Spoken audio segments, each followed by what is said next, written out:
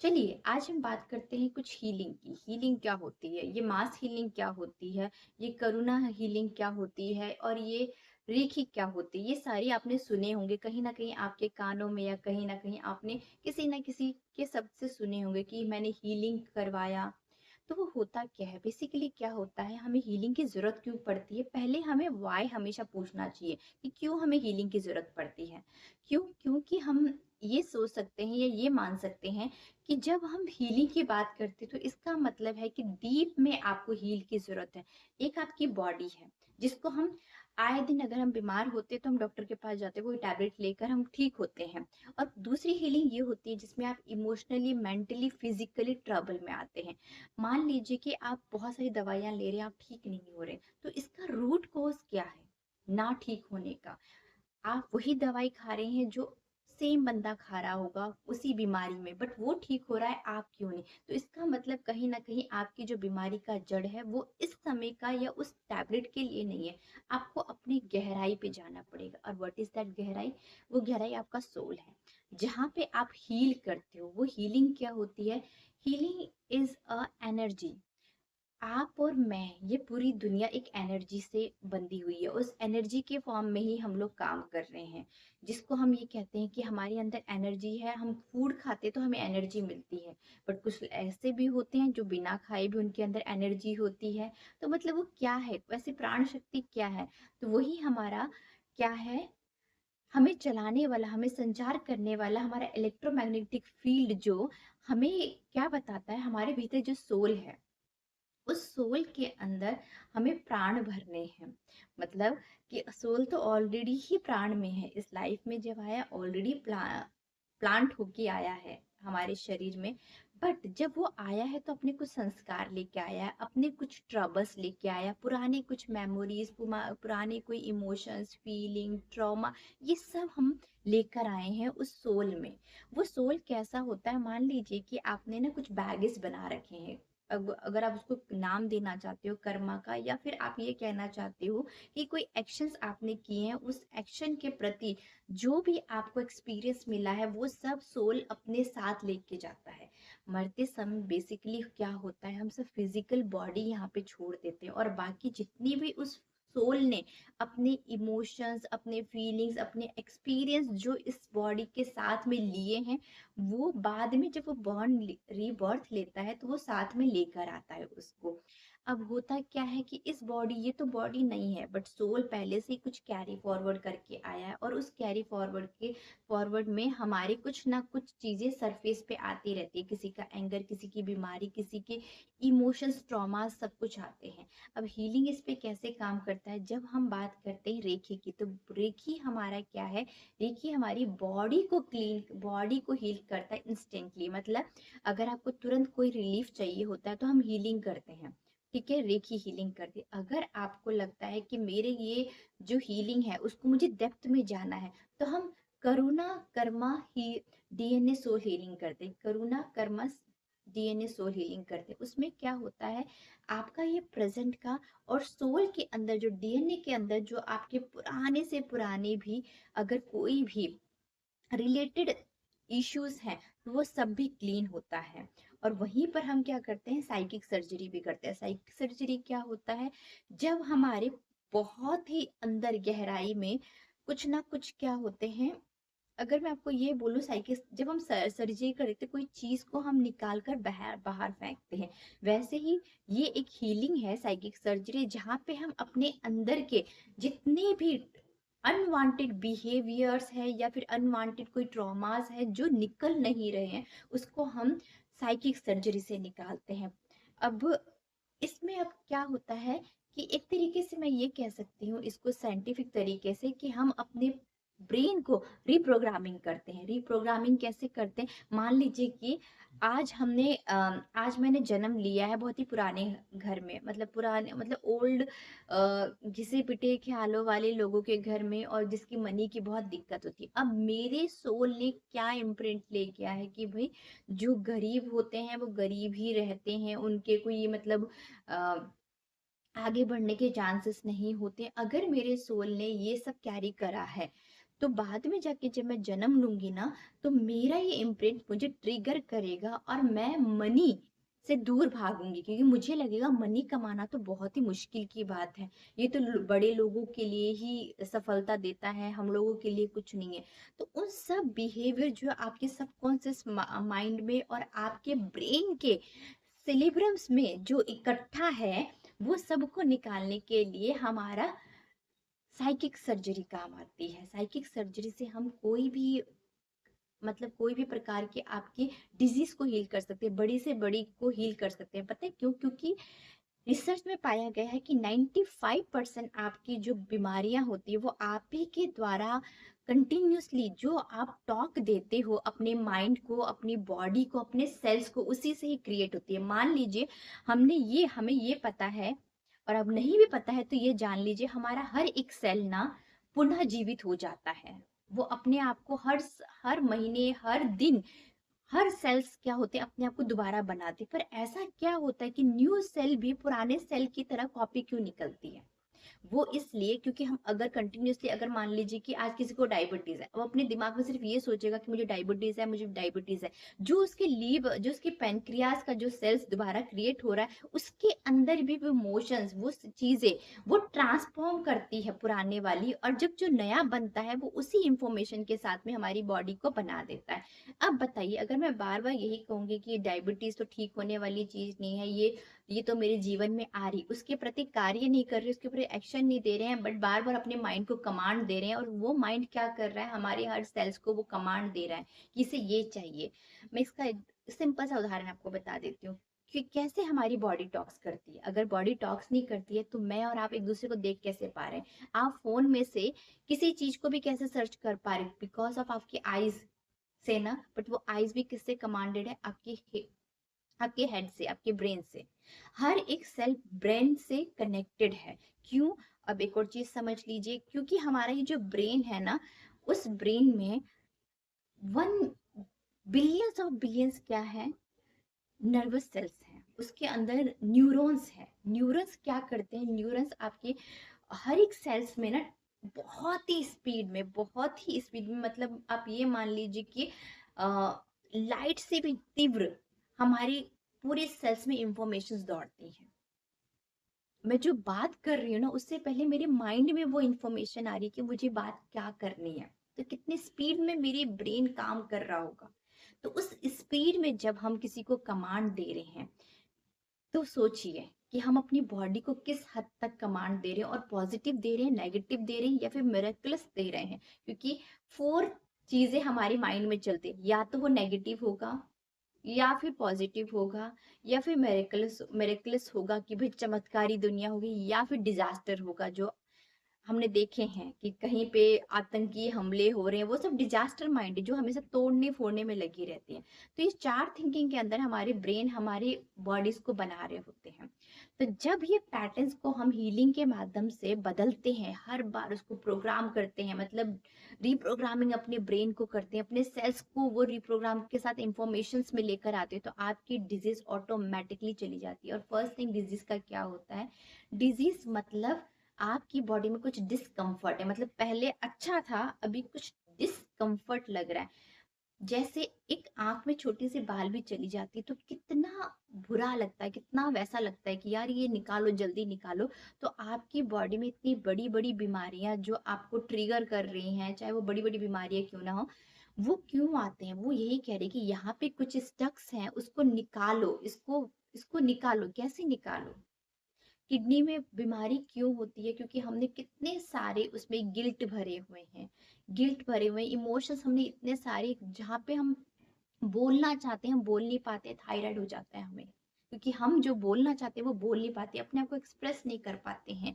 Reproductive system आजकल काम क्यों नहीं कर रहे?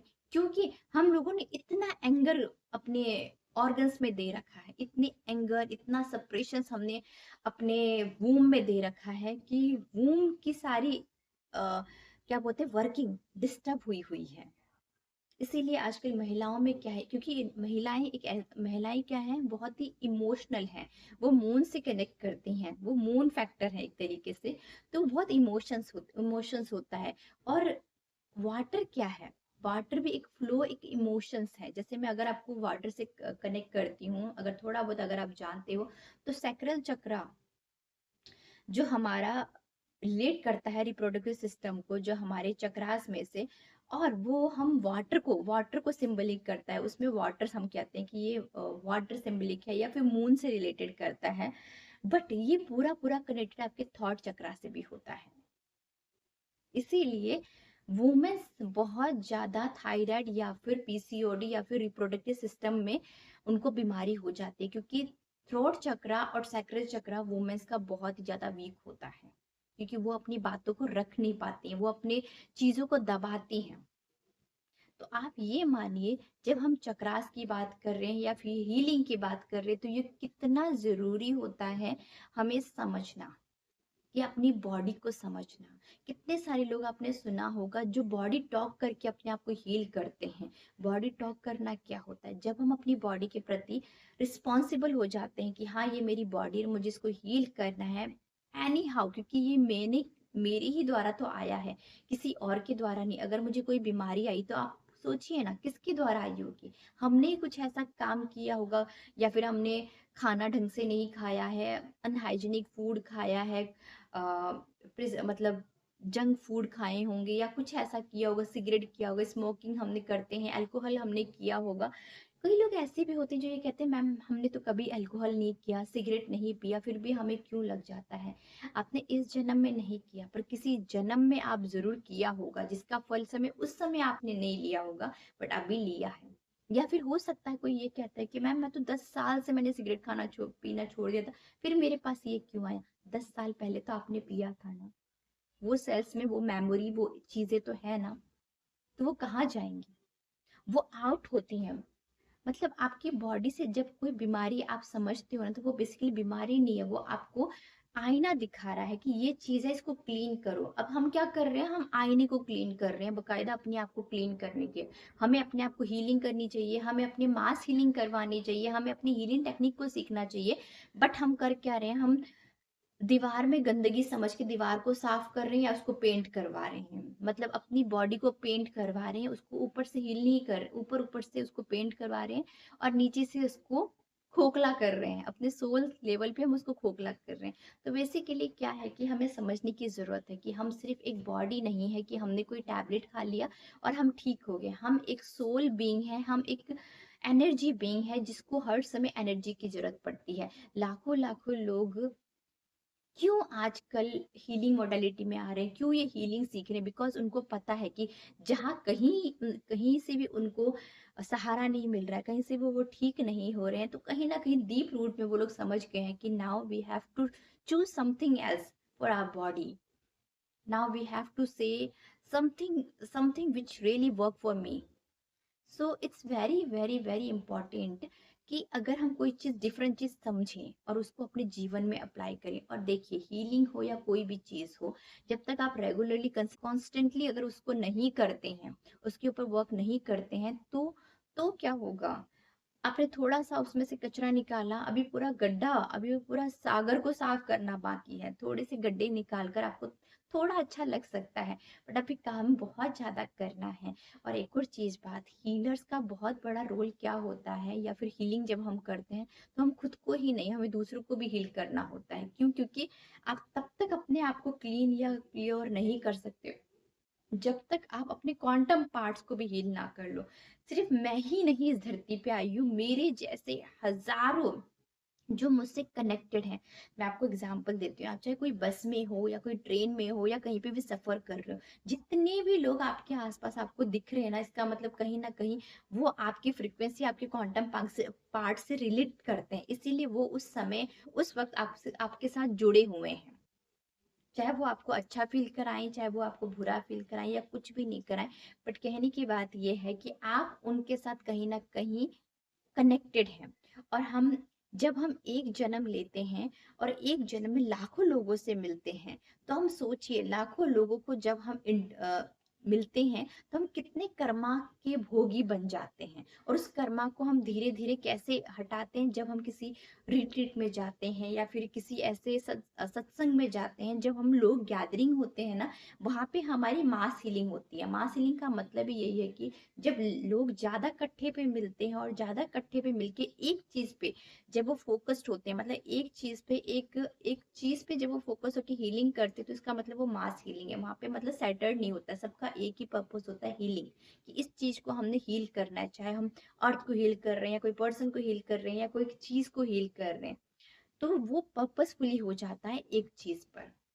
ठीक है। तो नाउ मुझे लगता है कि हीलिंग को आप समझने की कोशिश करें कि हमारी बॉडी सभी चीजों से बनी हुई है। वो चीज क्या है? हमारी हमारी जो बॉडी हुई है वो हमारे 5 तत्वों से बनी हुई है, और आपके पांचों तत्व आपकी बॉडी में है।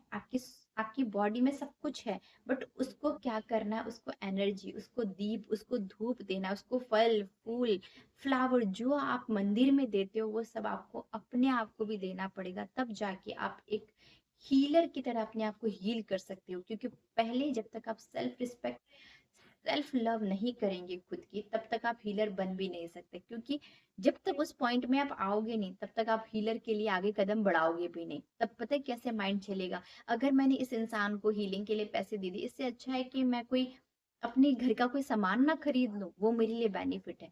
बट जब हम इवॉल्व होते हैं ना, तो हमें लगता है कि जो मेरे पास पैसे हैं ना, क्यों ना मैं इसको अपने ऊपर लगाऊं, मेरे इस हीलिंग के लिए लगाऊं, मैं अपनी रिट्रीट के लिए लगाऊं, मैं कुछ नए सीखने के लिए लगाऊं।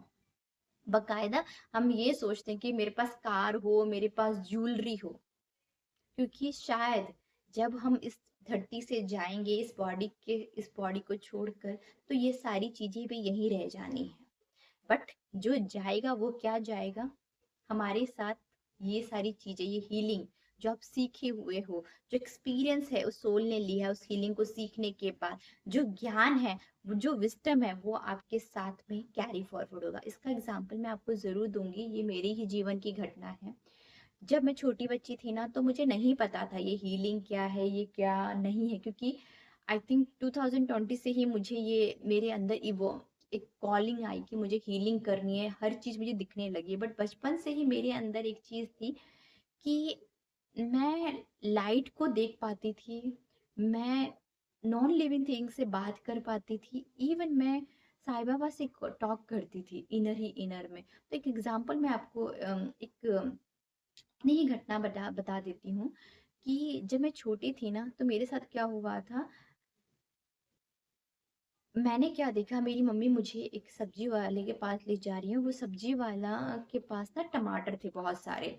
वो टमाटर थे और वो बैठे हुए थे जैसे एक रेडी के जैसे हम मंडी में जाते हैं और मंडी के ऊपर सब्जी वाले होते हैं और उनका सब्जी लगा होता है, उस टाइप का कुछ वो प्लेस था। तो वो बाबा मुझे कहते कि अपनी बेटी को मुझे दे दो, तो वो मेरी मम्मी उन उठा के उनको दे देती हैं, और उनके पास बहुत ही ब्यूटीफुल टमाटर थे। ठीक है।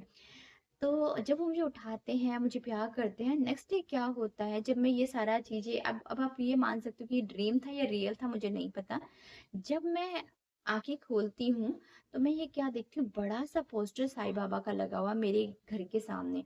अब मैं ये उठते क्या बोलती हूँ, अरे ये तो सब्जी वाले बाबा हैं, इनके पोस्टर मेरे घर पे क्या कर रही है? अब मैं उस समय 6-7 साल की बच्ची थी।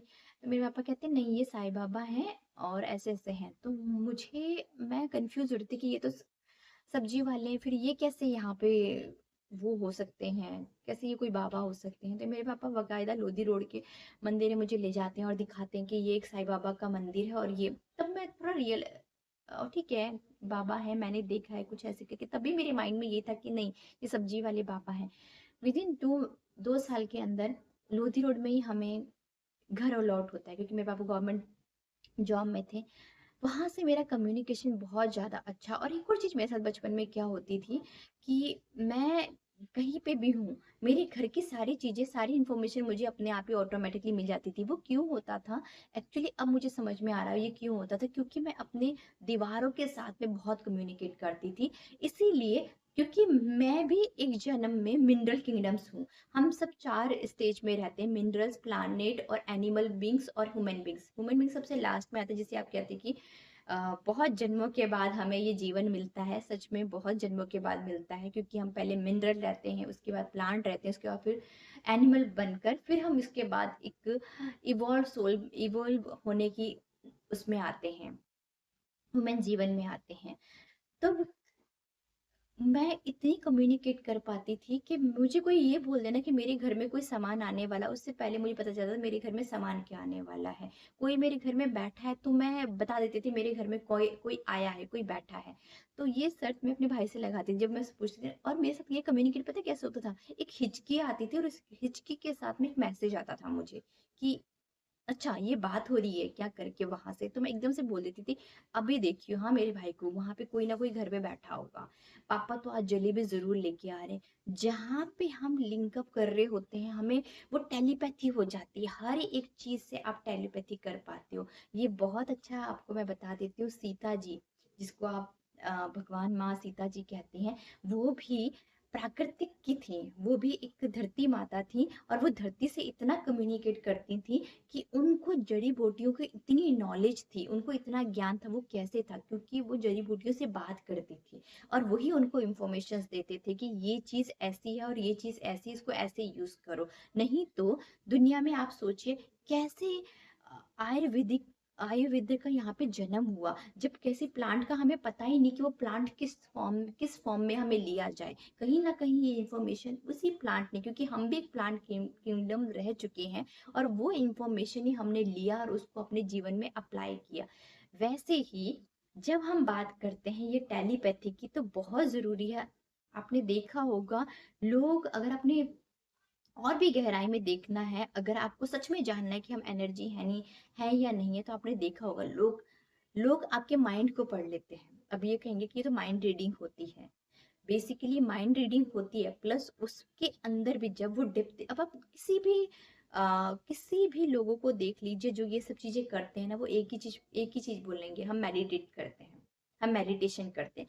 क्यों? क्योंकि माइंड रीड करने के लिए भी आपको एम्प्टी होना पड़ता है। जब आप यहाँ पे खाली करते हो तभी आप वहां का कुछ सुन पाते हो। मतलब जब आप एक कमरे को बिल्कुल शांत करते हो, एक कमरा बिल्कुल शांत होता है, तभी आपको इस कमरे की हर एक छोटी से छोटी कंकड़ की भी आवाज सुनाई देगी। वहीं पे भरी हुई चीज पे आपको चाहे कुछ भी हो ना, आपका आपका जो ध्यान है ना वो इक्का दुक्का चीजों पे जाता है, छोटी छोटी बारीकियों पे नहीं जाता है। इसीलिए मेडिटेशन करने से जब आप अपने माइंड को कूल कर लेते हो, मतलब आप एकदम शांत हो जाते हो स्थिर जल की तरह, तब आप चीजों को समझने लगते हो। और मैं आपको एक और चीज बता देती हूँ, इस ब्रह्मांड में ना हमारे बहुत सारे, जैसे कहते हैं ना कि भगवान चारों तरफ है। भगवान चारों तरफ का मतलब ये नहीं कि भगवान ऐसे ही हमें तथास्तु करने के लिए बैठे हैं। इसका मतलब ये है कि भगवान के बहुत ही छोटे से छोटे कण जो पार्टिकल्स में बिखरे हुए हैं। जैसे किसी चीज को हम ब्लास्ट करते हैं ना, ब्लास्ट करने के बाद जो फ्रेगमेंटेड पार्ट्स होता है वो पूरे ब्रह्मांड में फैला हुआ, चाहे वो बुद्ध जी का हो, जीसस का हो, राम जी का हो। अब हमारे ऊपर क्या होता है जब हम उन सब को, जैसे हनुमान जी ने क्या बोला कि जब आप श्रद्धा करते हो, जब आप भक्ति करते हो, जब आप सच में हनुमान जी के उस पार्टिकल को अपने भीतर, मतलब आप किसी के प्रति श्रद्धा, मतलब हनुमान जी के प्रति आप इतने श्रद्धावान हो जाते हो, तो उनके साथ आप कनेक्टेड हो जाते हो। इसलिए आपने कई बार सुना होगा, ये तो भाई उस हनुमान जी से कनेक्ट होके बोलता है, बताता है चीजों को। क्यों? क्योंकि उन्होंने उनकी चीजों को अपने अंदर इतनी गहराई से भर लिया है कि वो उनकी क्वांटम पार्ट से, उनकी क्वांटम चीजों से कनेक्ट हो गए हैं। ठीक है? उनके कॉन्सियसनेस के साथ में, अगर मैं कहूँ कि मेरी कॉन्सियसनेस और उनकी कॉन्सियसनेस के साथ में जब कनेक्ट हो गए, तब मेरी वाणी से उनके वचन निकले हैं। बस। अब मैं आपको एक और चीज बता देती हूँ, अगर ये एमबीबीएस, अगर आपने मूवी देखी है संजय दत्त की, तो वहां पे बहुत ही खूबसूरती से इस चीज को दिखाया गया है कि वो संजय दत्त क्या करते हैं, वो महात्मा गांधी की सारी की सारी बुक्स रीड करते हैं, उनके बारे में पूरा समझते हैं, और जब वो इतनी गहराई से उसको घोट के पी लेते हैं, तो उसके जीवन को अपना जीवन बना लेते हैं। मतलब जो जो उन्होंने पढ़ा वो अपने जीवन में लेकर आने लग जाते हैं। फिर वो क्या होता है, उनको बकायदा गांधी जी दिखने भी लग जाते हैं। क्यों? क्योंकि उन्होंने उस कॉन्सियसनेस के साथ में कनेक्ट हो गए। उसकी कॉन्सियसनेस के साथ जब वो कनेक्ट हो गए तो ऑटोमेटिकली उनको वो दिखने भी लगे, उनके विचारों को वो करने भी लगे और अपने जीवन को उस तरीके से बनाने भी लग गए। तो ऐसा ही होता है जब हम राम की बात करते हैं ना। राम एक वर्ड है, बट राम के कैरेक्टर जो उस समय लिखा गया था, राम का कैरेक्टर क्या होना चाहिए था, उस कैरेक्टर के अंदर जब राम ने उस नाम, उस अगर मैं फॉर एग्जाम्पल, राम एक नाम है, अभी आप कोई भी माइंड में मत लेके आए कि कोई भगवान है, बट उसके अंदर मैंने कैरेक्टर दे रखा है कि वो बहुत ही आदर्शवादी होगा, वो ये होगा, ये वो होगा। एक नाम में मैंने एक एनर्जी फॉर्म कर दी। अब वो नाम को मैंने किसी को धारण करवा दिया। अब वो बंदा उस नाम को धारण करते ही उस स्वरूप में बदल रहा है, उस चीज को वो पूरा ग्रहण कर रहा है जो इस नाम में मैंने कोडेड कर रखा है, जिसको हम कह सकते हैं कि आज का सिंबल, जिसको हम कहते हैं सिंबल, हम हम क्या कहते हैं, सिंबल एक लाइट फॉर्म होता है जो ब्रह्मांड से हमें कैच होता है। जैसे साईं बाबा को करुणा का सिंबल, हम लोग जो हीलिंग करते हैं, साईं बाबा को करुणा का सिंबल डाउनलोडेड हुआ, तो वो सिंबल अब मान लीजिए कि वो राम है, ठीक है। अब वो राम के कैरेक्टर को जिसने भी प्ले किया ना, वो पूर्ण रूप से राम हो गया। इसीलिए कहते हैं राम कण कण में है, क्योंकि हर कोई कण ना उस राम से, राम के कैरेक्टर पे ही बना हुआ है। मैं, आप, हम सब उसी कैरेक्टर से बने हुए हैं। बस हम उस कैरेक्टर को प्ले नहीं कर रहे हैं, हम अपने अपने एक दुनिया के अलग कैरेक्टर को प्ले कर रहे हैं। क्योंकि अगर देखा जाए राम के कैरेक्टर में प्ले क्या करना है, अपने आप को आदर्शवादी बनाना है। क्या ये मुश्किल है? बट नहीं, क्योंकि हम कुछ चीजें अपने आप, क्योंकि हमारे अंदर एक क्या होता है, ब्रह्मांड हमें क्या देता है, फ्री विल देता है। चाहे आप लेफ्ट जाओ या राइट जाओ या फिर सीधे जाओ, वो आपकी विश है। तो बस राम जी ने चुना कि मुझे सीधा सीधा चलना है, और किसी ने चुना चुना कि मैं टेढ़ा चलूंगा। पहले मैं टेढ़ा चल के देखूंगा, समझूंगा कि यहाँ पे क्या मिलता है, मैं राइट जाके भी देखूंगा, मैं लेफ्ट जाके भी देखूंगा, उसके बाद मुझे नहीं समझ में आएगा तो मैं सीधा जाऊंगा। होता है ना, एक बच्चा कहता है कि यहाँ पे आग है, पर उसे पता ही नहीं आग क्या है। वो टच करेगा, वो फील करेगा, उसको समझ में तब आएगा कि अच्छा ये आग है, ये मुझे जलाती है ना। तो यही होती है हीलिंग। हीलिंग क्या होती है? हीलिंग में हम लोग क्या यूज करते हैं? हीलिंग में हम सिंबल्स यूज करते हैं, हीलिंग में हम अपनी इंटेंशंस यूज करते हैं, हम अफर्मेशंस यूज करते हैं। क्यों हम कहते हैं कि पॉजिटिव बोलो, पॉजिटिव अफर्मेशन करो? जस्ट बिकॉज कि जो आपके माइंड में पहले से ही प्रोग्रामिंग है, हमारी पूरी बॉडी एक प्रोग्रामिंग है, एक भगवान ने एक प्रोग्राम करके भेजा है हमें। मतलब आप ये मान लीजिए, भगवान नहीं, एक भगवान ने सोचा कि मैं एक नया क्रिएशन करता हूँ, चलो धरती पे इंसानों को भेज देता हूँ। और इंसान ने अपने हिसाब से क्रिएटिविटी कर ली, उनका भी अपना एक माइंड चला, उन्होंने भी अपने आप को एक क्रिएटिविटी कर दी अलग तरीके से। तो अपने आप को जब हमने एक अलग प्रोग्रामिंग कर दिया, एक अलग प्रोग्रामिंग में हम ले गए, तो उस प्रोग्रामिंग में अगर समझ में आया कि यहाँ पे इस प्रोग्रामिंग से मेरा काम नहीं बदल रहा है, तो हम कंप्यूटर में क्या करते हैं, उसको चेंज कर देते हैं, या फिर उसको क्या बोलते थे, रीसेट कर देते हैं। वैसे ही अपने माइंड को रीसेट करना है, प्रोग्रामिंग को चेंज करना है, जिससे हमारी पूरी जो सिस्टम है अच्छी तरीके से वर्क करे। ठीक है। तो हाल ही में मेरे को ये लगता है कि अब हम बहुत कुछ जान चुके हैं हीलिंग के बारे में। अब किसी को भी ये डाउट है कि हमें हीलिंग करनी चाहिए, इतने सारी बाबाएं जो हीलिंग की बात करते हैं, इतने सारे लोग जो ये मैनिफेस्टेशन की बात करते हैं, ये क्या रियल में है? तो मेरा सजेशन यही है, अपनी इंट्यूशंस को बढ़ाएं, अपने हायर सेल्फ से पूछें कि मुझे कौन सा पाथ चूज करना है, मुझे किस डायरेक्शन में जाना है। अगर आपको जो चीज सीखनी है आप वही चीज सीखोगे। अगर मान लीजिए कि 10 चीजें रखी हैं, आपको लगता है मुझे एक एक चीज को टेस्ट करना है, तो आप टेस्ट करते हुए जाओगे। बट अगर आपको पहले से आपको लगता है कि ये सब चीजें मुझे इतनी अच्छी नहीं लग रही हैं, बस मुझे फोकस एक चीज पे लग रहा है, तो आप उस एक चीज को पिक करो। अगर आपको नहीं समझ में आ रहा है तो थोड़ा थोड़ा कदम बढ़ाइए, हीलिंग को समझिए। हीलिंग के और आप जब गहराई पे जाएंगे तो आपको अंदर इंट्यूशंस आएगा, आपको कौन सी हीलिंग सीखनी चाहिए, कौन सी हीलिंग नहीं सीखनी चाहिए, कहाँ जाना चाहिए, कहाँ नहीं जाना चाहिए।